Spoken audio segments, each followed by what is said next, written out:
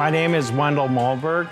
I was involved in a structure explosion and fire in 1999, and my 71 Hemi Cuda was in the fire, and it was destroyed, and I wrapped it up, and I kept it protected for the last 18 years. So I'm always a little bit nervous when a car comes back from the dipper. It is an aggressive step. It's designed to clean the car thoroughly, remove all of the rust. You don't always know what you have underneath there. In the case of the Phoenix Cuda, I was pleasantly surprised. You know, when the car first arrived, you can see in the pictures that it was destroyed. I mean, most people probably wouldn't have took that project on. It was that bad. Every piece of sheet metal on it, referring to fenders, hood, doors, header, Dutchman panel, trunk lid, rear body panel, roof skin, both quarters, all had to be replaced. But all of the things that bolted onto the car, after laying them all out in inventory and everything, it was all ruined too. But talk about a really nice inner structure. Rear frame rails, front frame rails, torsion bar cross member, left and right, inner front fenders, the radiator support, the cowl, the firewall, all of that was in great shape. Now that's really important because in an E-body, the hidden body numbers reside in that weld-on front sheet metal. The core support and the upper cowl panel have those hidden body numbers in them. We didn't have to touch anything. All of that was great. The main original DNA markers, such as the front and rear torque boxes or subframe connectors and the pinion snubber, beautiful, didn't have to touch anything. We have that original DNA on that car. On the roof inner structure, because the firefighters had to walk across the roof of the car, the inner structure, and it was all hot at the same time, sunk down. So when you look at the original pictures of the car when it first showed up, you'll see that the whole roof was caved in back there. So that's the rear header, the quarter inner structure. They don't make those parts. If you recall back to our other season where we were building that black Cuda from the ground up, nobody at that time was making the parts. Now I understand they may be in process right now over at AMD, which is a good thing.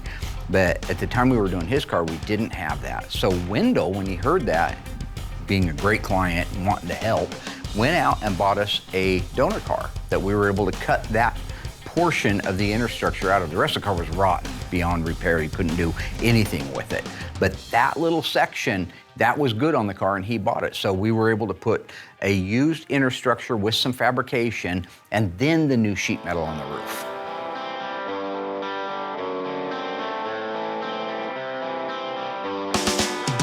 Once we got all the metal work done, final fitment, all that good stuff, I'm able to go in there, seam seal every square inch of the car, and then start painting the inside of the cab, engine compartment. We put new quarters on it, so I get those painted and textured before they get put on. You know, at that point, the whole inside of the car is blue, everything is seam sealed and looks amazing. Doing the Phoenix is a lot like doing the Phantom Cuda. It became very iconic for this company because nobody could repair the Phantom. It was a huge build. We were able to do it. And it's the same thing with Wendell's Phoenix. Caught fire, got jumped on, fell on, blew up. Nobody was going to be able to repair this car other than us. But one of the greatest things about this is Wendell's an amazing guy. He treats everybody here with the utmost respect, very nice, very genuine. He loves this car, and when you see somebody that has as much love for that car as he does, it makes you want to build the car with that same amount of love. We do a lot of cars here. We have a lot of cars waiting, we got a lot in process. But when you have a guy like Wendell, you know, it truly is that much more rewarding. All in all, it's a great build going to a great guy.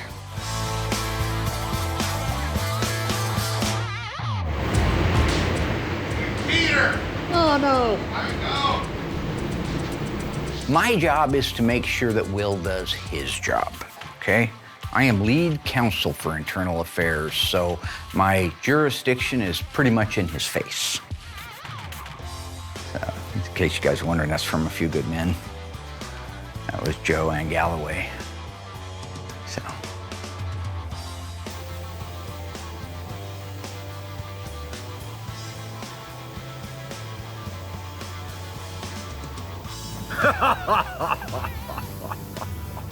See, I know old Willie. I know old Slick Willie. I know he was gonna come in early and try to pull one over on me. That's why I showed up early, all right?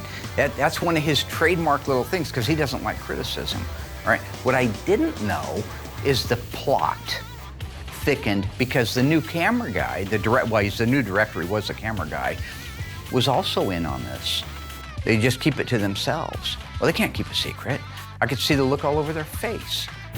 Judas came in early this morning so he could get the car painted without my approval. There he is right there. Betrayal, which is the second chapter of The Stand.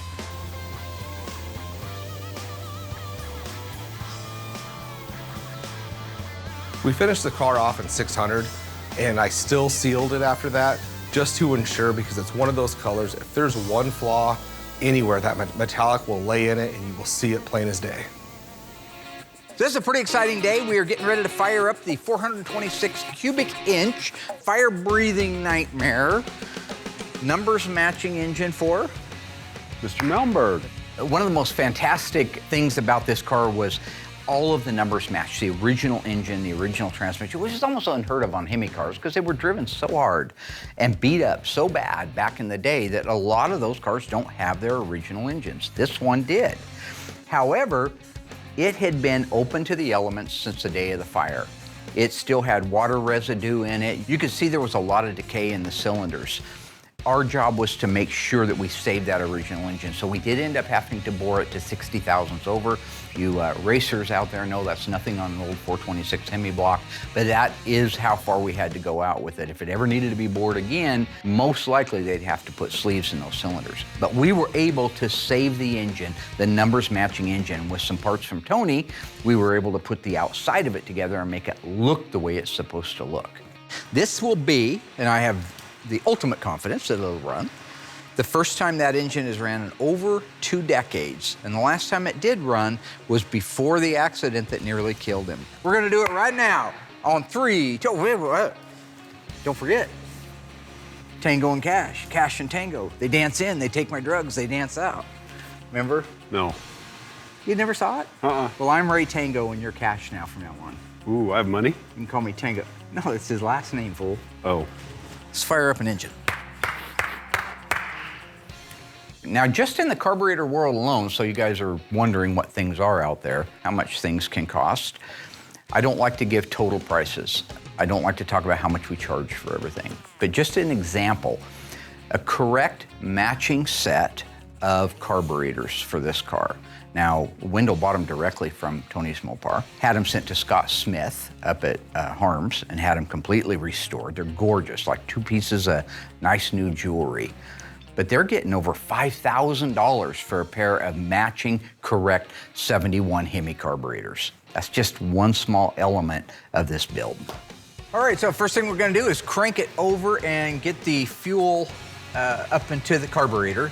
Now, firing up a fresh engine, we have our protocol. I like to use the original fuel pump so we know it's gonna work. Why use the electric fuel pump that comes on the Easy Run engine stand? Why not use the mechanical one that you're gonna be having in the car shortly? So that means the engine has to crank over because it's a pump and it works off of the camshaft. So Doug, if you wanna crank it over without an ignition, I will let you know when it starts pumping some fuel. Let's crank it over for a little bit, hear how it sounds.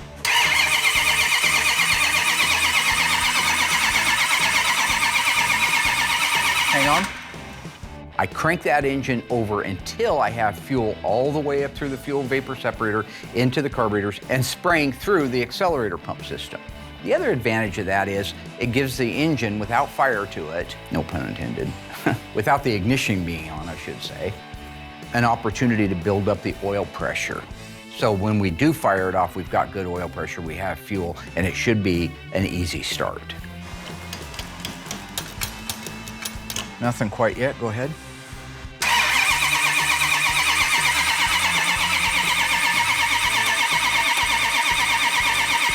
All right, we got fuel. Great.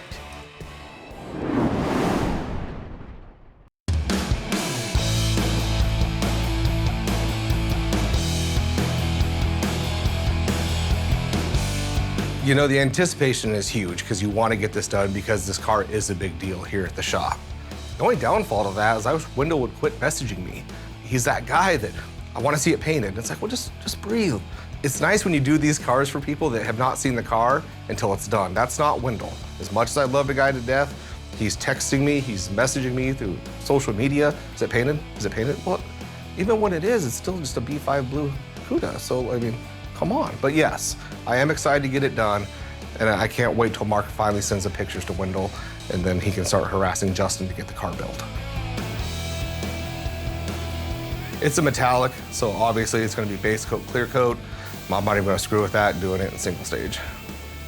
Who would have ever thought that 70 B5 is different than 71?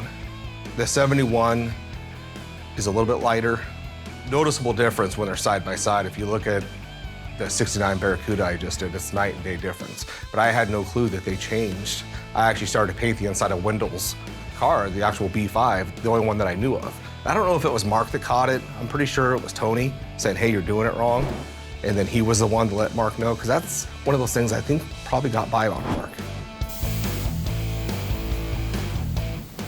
We're at the point now, because I was always so far behind, I would just shoot the body, get the body over there, then shoot the parts. I have run into a couple of times on these metallics where I've painted them, but maybe the air pressure was off a little.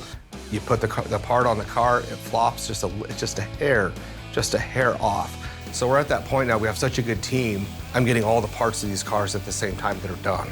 So I'll put the car in there, and I'll put every part in there, and it is the biggest pain in the butt to try to paint it all, but it's done at the same air pressure, the same time, the same batch of paint. That ensures that when the car's put together, everything looks the same.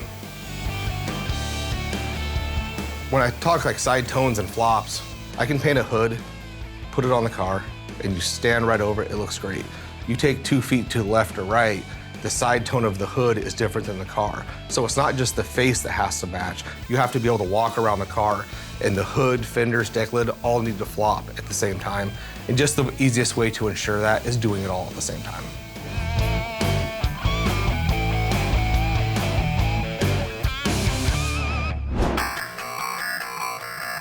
So once Doug and I do a basic systems check to make sure everything is where it's supposed to be, not gonna have any weird issues, we have fuel up in the carburetors, got oil pressure, all systems are go, it's time to crank it over and fire it up.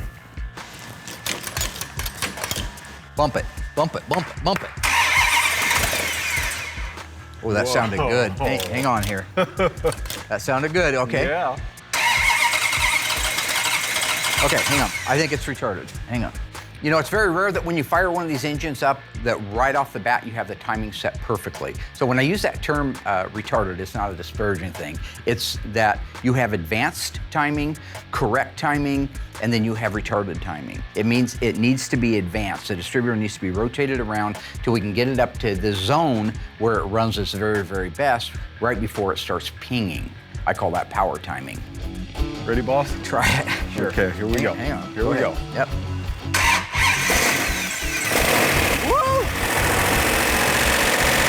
Holy cow. I did not expect that. You know, I am always excited as can be when something works like it's supposed to, because it rarely does. It's Murphy's Law. It doesn't always work the way it should. There are a lot of parts that go into these engines. This particular engine been setting for 20 years, and right before it was parked, it was on fire. So there was a multitude of things that could go wrong, but it was a pleasant, welcome surprise to have it fire right up, a little bit of timing on it, a little bit of carburetor adjustment, and running the way it should. Which tells me that Doug did a phenomenal job, the machine shop did a phenomenal job, Scott Smith did a phenomenal job. Everybody involved in bringing this engine back to life, the Phoenix Cuda engine, did a fantastic job. Woo! Yeah!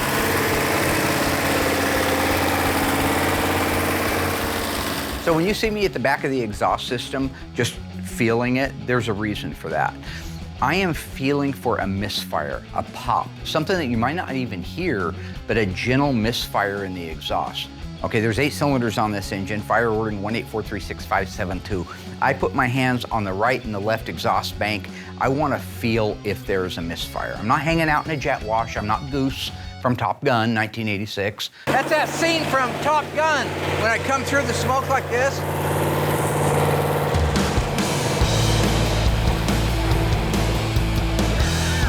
Going into a flat spin, and then he gets shoved into that canopy thing that just knocks the wind out of him.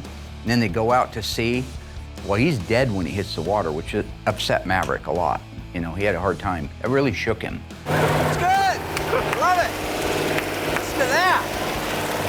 This case, I had a perfect running engine.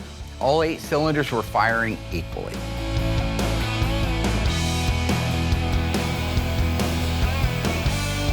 We use the DCU 2021. I do 3 coats of clear. It's a real thick, high solids urethane. You know, that's PPG's, that's what they recommend, that's what we've used. It holds up, it looks amazing, especially when it's all polished out. I use about 6 quarts. Depends how many parts and pieces are in there at the time, but about 5 or 6 quarts of clear. That allows me to do 3 coats. So I make sure I give it plenty of flash time. What I mean is, I'll put a coat on, depends on the temperature and the weather, obviously. Make sure it's dry before you put your next coat on. You know, if you get out, start going coat after coat after coat, that original layer will not dry. You know, that's how you start running into solvent pop issues, metallic not laying out right. You put your clear on too soon, you'll actually run the base. It's crazy. So it's super critical. That flash time is important. And when you're doing a complete, most of the time, by the time you get around the car, it's almost time to do a second coat based on the weather. But that flash time, whatever the recommendation for whatever paint line you're using, stick with it and always stay true to your flash times. I'm excited to have this car done. I mean, it's great to have another car out of the paint and body shop, but to have his car done, he can quit messaging me now, which is amazing. It can go to assembly. Very excited to watch the whole process come together, and actually even more excited for Wendell to get here and have his car back.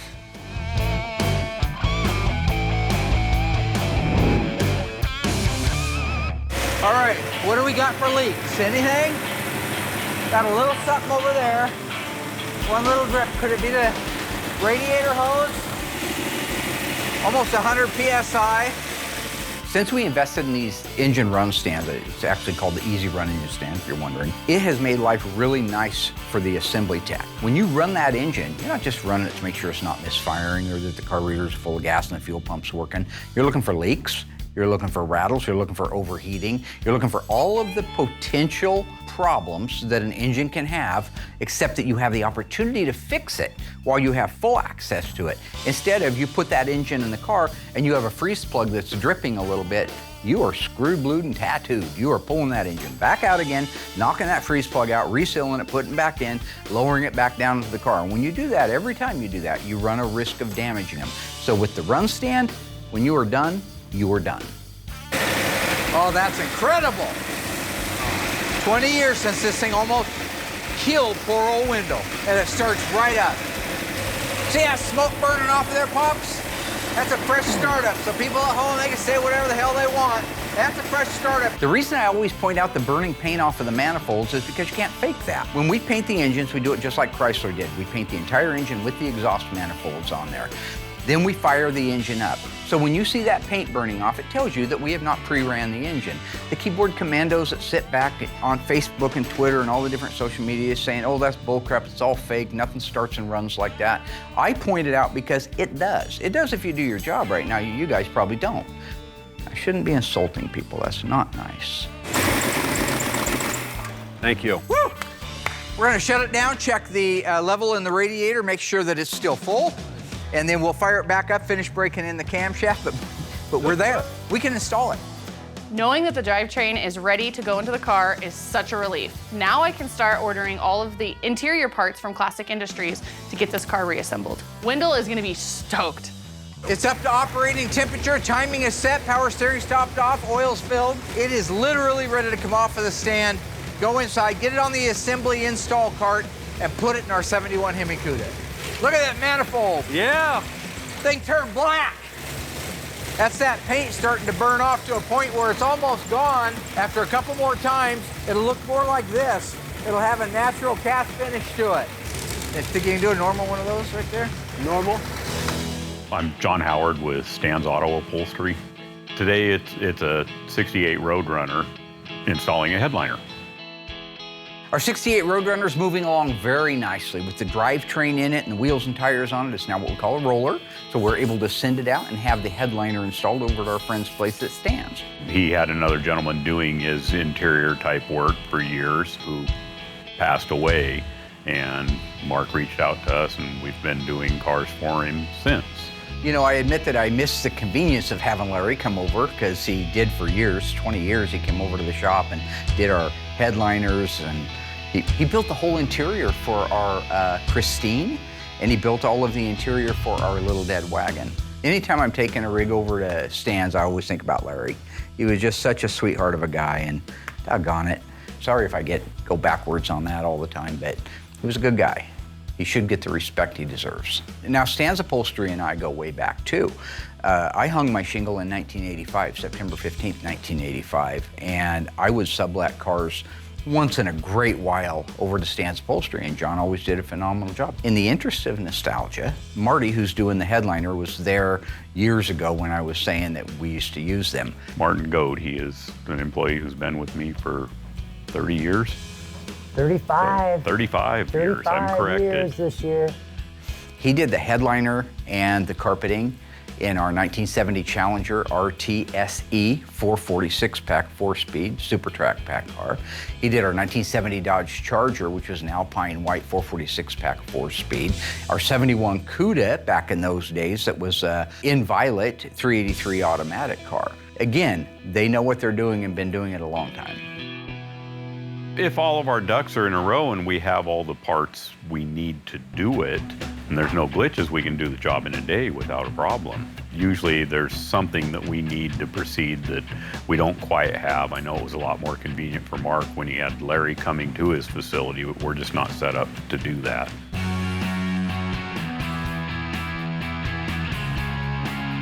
At the last minute, we had to add an inner panel that we didn't know was there, and I don't think he was aware of either. But it's taken care of.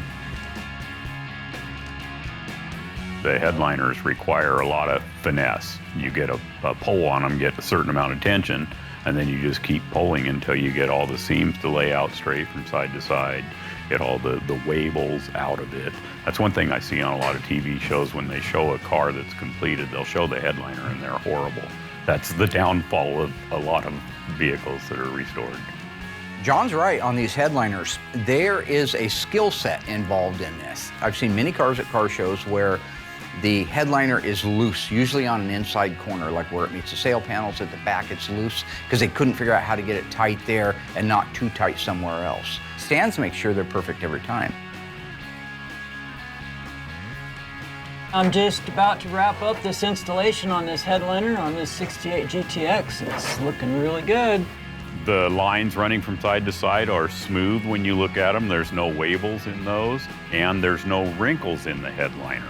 The material should all be laying smooth, even though it's contoured. The trick to that is the tension that you pull onto it. It just takes finesse and patience.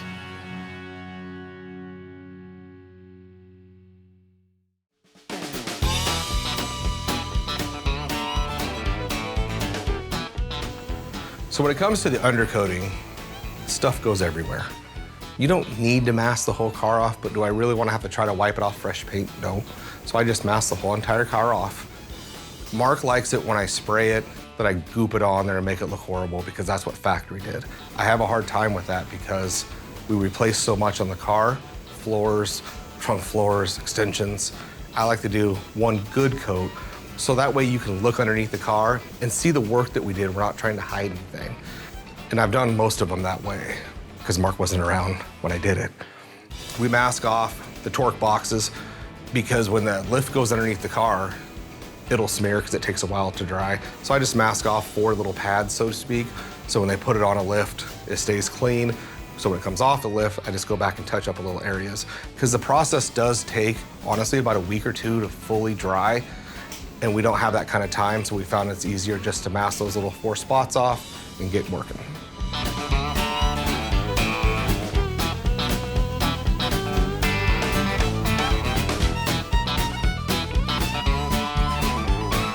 The car's in assembly. We're at the final stretch of getting this car done. I wish he wouldn't get updates on the car.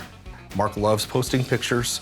The second something is done, I learned more on Twitter about this company than I do from the owner directly. So I wish he would just chill so we could actually give him a reveal without seeing it. But that being said, I am excited. So my job as QC is to make sure the car goes to the shop as smoothly as possible. So that means the car needs to go through disassembly to the dipper, back from the dipper, to metalwork, to the mudroom, and then over to Will. And then on top of that, we wanna make sure that the drivetrain is ready to go in after Will's done painting it, or else that's time we're losing as well. So having a good team on your side and making sure you guys are in sync is so important. I'm excited to get Wendell down here. He looks for reasons to come down here. He'll come down here just to say hi. He'll drive 5 hours and say, hey guys, hey Wendell, what you doing, bud? Nothing, he's in the area. No, you're not in the area. You drove down here for a reason. Just let us get your car done. But I am excited to get the car done and get him behind the wheel of it. It's really great to be back around these cars, especially when I get to install a drivetrain into a Hemi Cuda. How many people can say that? I love it when Royal pops in to help us do one of these installs on these cars because it's really great for Mark and I to be able to reminisce, the three of us again, and talk over old times. We really have a good time working together after all these years. So today we are installing the drivetrain in our 1971 Hemi Cuda for Mr. Wendell Malmberg. This is our B5 Blue 71 Hemi Cuda automatic. You guys excited? Mm-hmm. Yeah. Dougie and I recently got the engine running and it ran beautiful. In this case, we did leave the fan off that we normally put on because stuffing a 426 Hemi in a Cuda is already a little tight. So we left a few things off that might make life a little bit easier. Should have seen earlier today. I bought a 1972 Bultaco 125 Persane that we had when we were kids. Anyway, we got it running. Royal almost died, so that was fun. That was fine. Good memories, good memories. I think it's really cool that my dad gets to work with his best friends again. I mean, not very many people can say that they're still friends with the people that they grew up with. But on the other hand, I worry about my dad a little bit because when they all get together, they all feed off of each other and they still act like they're 15. So you never know what's gonna happen or who's gonna get hurt or if we're gonna have to take a trip to urgent care. You never know. Dougie, you was too scareded. He was too ascareded. A-S-C-A-R-E-D-E-D. Ascareded to write it, right? No. Yeah. I'll tell you why, because the last time we got him something, I bought him a nice little unicycle like he had when he was a kid, a Schwinn unicycle. He was on it for 8 seconds before he went down. Broke his face. When was that? I missed It that. was like 6 months ago. We got it on video. Yeah. I'll watch that. That's because he decided to take a phone call on his cell phone in the middle of riding the unicycle for the first time in 50 years. Anyway, the three amigos sailing again. Here we go. Let's install an engine and transmission in a what? 71 Cuda, What size engine? 426. How many horsepower? 425. Who's going to drive you home tonight? Let's do this thing.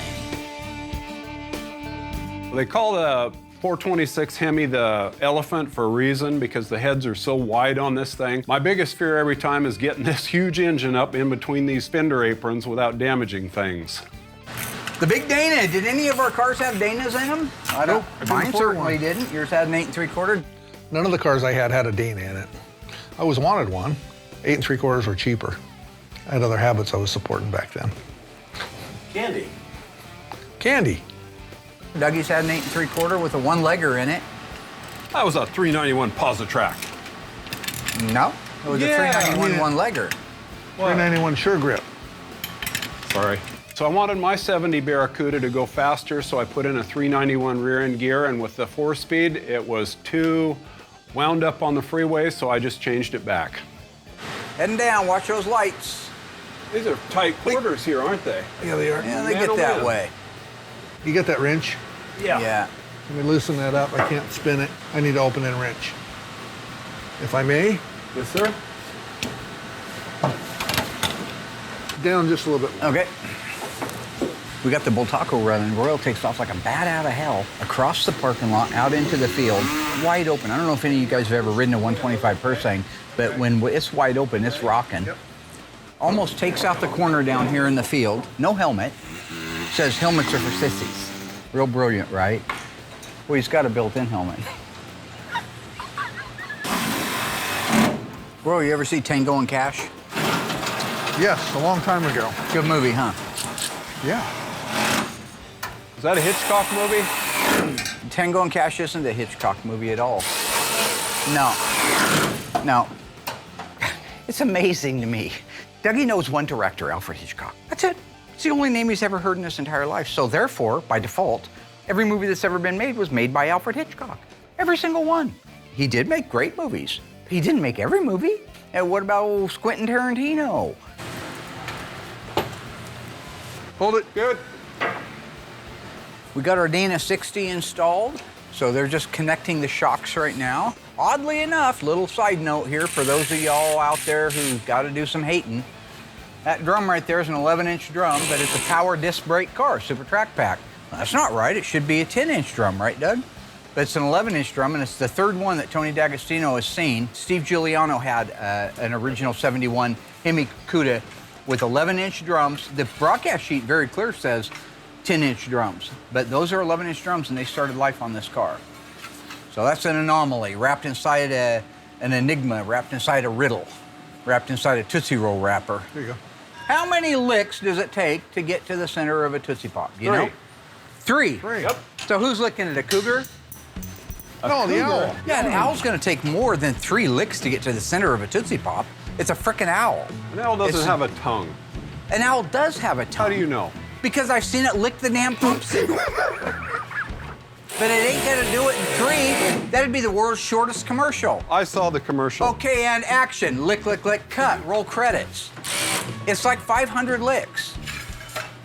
Basic stuff. Mark gets sidetracked sometimes. So. Yes, he does. First of all, you know what? Don't come to me and talk to me about old commercials, all right? I've seen this stuff, all right? In what world doesn't an owl have a tongue? How does it eat? How does it speak? The little owl that learned to say who. Remember that one? It couldn't do that without a tongue. An owl doesn't have a tongue. Well, that's disappointing for the owl, isn't it? Scares me. And the idea, the preposterous notion, there's not an owl in the world that could lick a lollipop down to the center in 3 licks. That is a lie, sir. I would guess it's around 300 to 500 licks to get to the center of it.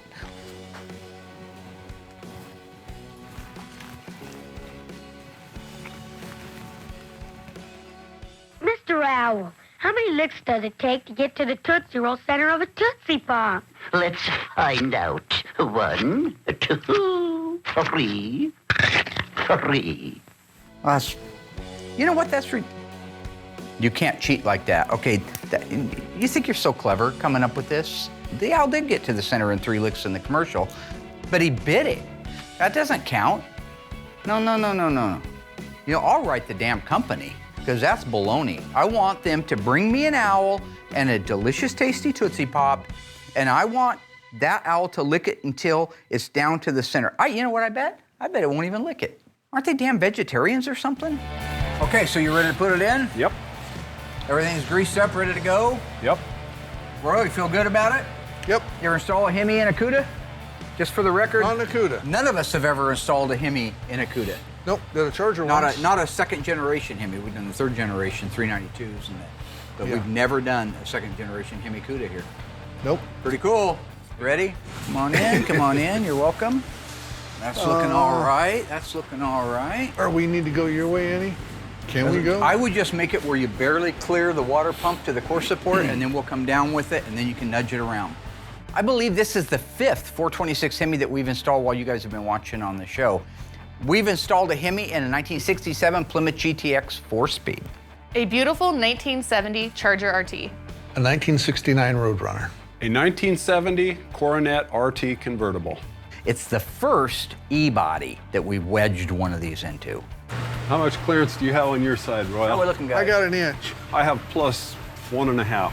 There's no way there's that Really? much room in there. No way. You're gonna clear? Oop. Wow. I've never had this much room. I'm gonna pull a dipstick. I know better. Good call. Yep.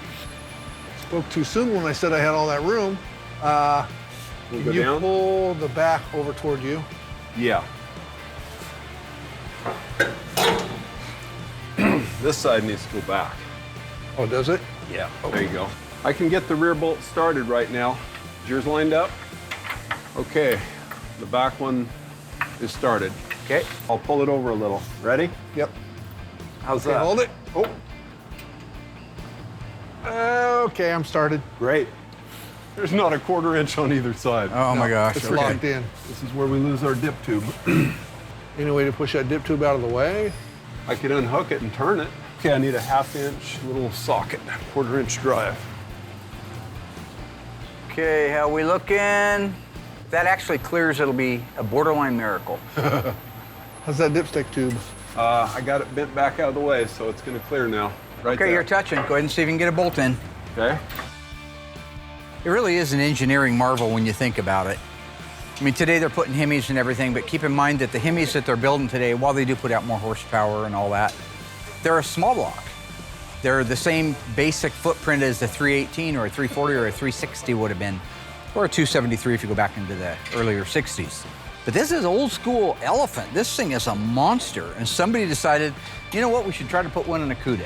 In 68, they put it in the Dodge Dart and the Barracuda, which is an A body, and it's absolutely amazing that those went in at all. I've never installed one in one of those cars. This is the first E-body that we have ever installed a 426 Hemi in, and it went much easier. If you guys recall, our 1969 Hemi Roadrunner convertible for Smith, they're a little narrower footprint in the opening of the aprons, and it hit on both sides. We had to crank it a little bit to one side to get it to go up in, and then it could saddle.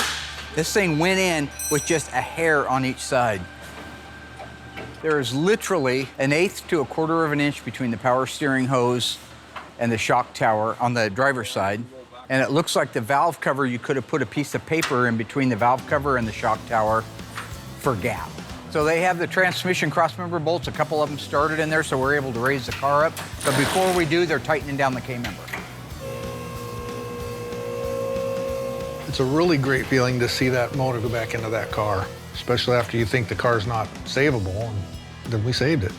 It's just such a wonderful time to be able to work on all these cars together and reminisce our childhood together, and we're just having a great time. So all the guys have left right now is to put the torsion bars in, connect the lower control arms to the upper control arms, put the rest of the bolts in the transmission crossmember. Once the wheels are on it, we can let it down, get the steering column just put into it right now, mocked up, so that we can steer it. Then we'll take it over to Eugene, have the headliner put in it, then we can start putting the car together. That's what you do when you do it. Do the do. Remember the old commercial, Do the Do? The old Mountain Dew commercial? Looking good? Yep. Flizzum, flazzum, flazoo? Do you know what that means? No. Flizzum, flazzum, flazoo? What does it mean? Well, you should know by now. Hello ghouls, Mark Warman here, the ice tray from Graveyard Carz. If you enjoyed this video, be sure to like it, drop a comment down below, and subscribe to our channel. We have fantastic stuff coming up, and some of it you've never seen before. I gotta go insult people. Hey Alice!